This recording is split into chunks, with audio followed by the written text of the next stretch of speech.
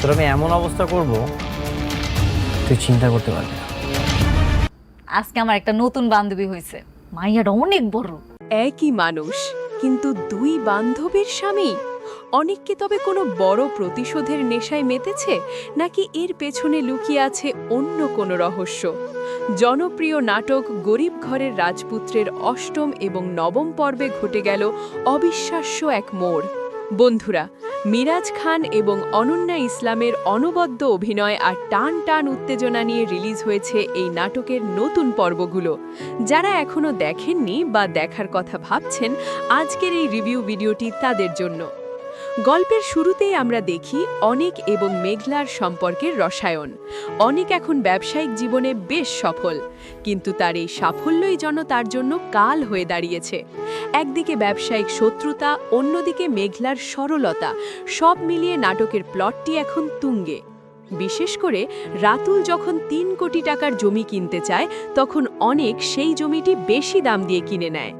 এখান থেকেই শুরু হয় আসল গেম। অনেককে আমরা জিরো থেকে হিরো হতে দেখেছি, কিন্তু তার আয়ের উৎস নিয়ে রাতুল এবং তার শ্বশুরবাড়ির লোকজনের মনে সন্দেহের দানা বাঁধতে শুরু করেছে।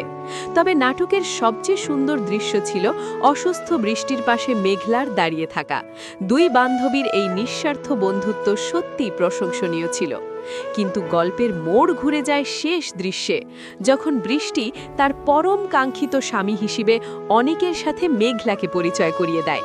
মেঘলা তো বটেই, দর্শকদেরও চোখ কপালে ওঠার মতো অবস্থা। অনেক কি তবে বৃষ্টির সাথেও কোনো মিথ্যে সম্পর্কের নাটক করছে, নাকি এর পেছনে আছে কোনো গভীর মিশন? মিরাজ খান তার গাম্ভীর্য বজায় রেখে অসাধারণ অভিনয় করেছেন। বিশেষ করে তার এক্সপ্রেশন এবং ডায়লগ ডেলিভারি ছিল দেখার মতো।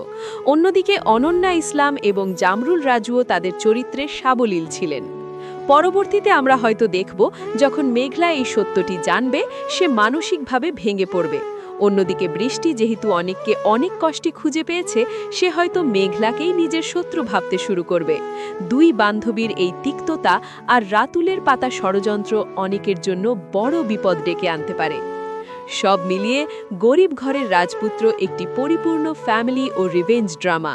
যারা এই ধরনের টুইস্ট পছন্দ করেন, তাদের জন্য এটি মাস্ট ওয়াচ। আপনার কাছে এই নাটকের সবচেয়ে প্রিয় দৃশ্য কোনটি? কমেন্ট করে আমাদের জানান। আর ভিডিওটি ভালো লাগলে একটি লাইক দিয়ে চ্যানেলটি সাবস্ক্রাইব করতে ভুলবেন না। ধন্যবাদ।